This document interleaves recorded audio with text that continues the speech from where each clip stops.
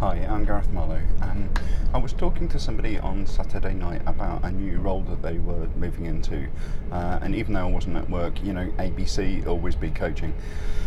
And this new role that they were going into was a new organisation, general management role, a similar industry to the one that they were in, but not exactly the same. And they were worried about the people and the leadership and the politics side of things, not the technical stuff, which they were sort of fairly confident they could pick up quickly, but just how to make the right approach in this new place. And so we talked about a 3-step, 3-month plan. I try to orient around the organisation and build the relationships before figuring out what to do and then starting to make change. So essentially the 3 steps ended up looking a bit like this. So step 1 was a month of listening, just conversations with people, asking questions, building relationships.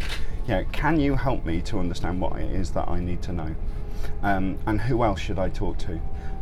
Really just the purpose of that is not to try to start forming hypotheses about what you should do, because the problem is that when you form an idea about what you think you need to do, from that point onwards you're really just going to be seeking evidence to support that hypothesis, and you're going to be rejecting anything which kind of conflicts with it. So as much as possible, if you can resist the urge to actually take decisions in that first month and just listen, so asking to understand, and also asking people, who else do you think that I should talk to? That's month 1. Month 2, hypothesize and test.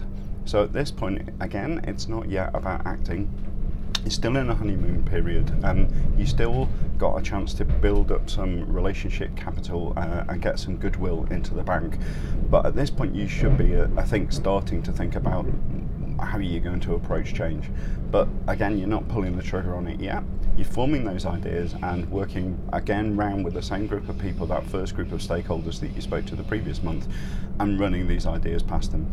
So this idea of strong views loosely held, go in with an opinion but be prepared to modify it in the light of further information. And then month 3, this is where the action starts. So you're really looking for two things in month 3. So the first thing is for a quick win. So what can you achieve now that will demonstrate that you have understood the situation and that you do understand how positive change is going to be affected? It's not necessarily the most fundamental or long-term or important thing to do, but it is important, I think, for you and everybody else to start making progress. And then the second thing that you can do in this third stage is start to lay the longer-term foundations for change. So by this point, the change, which is going to require a broader coalition of people, you've got an understanding of what that should be.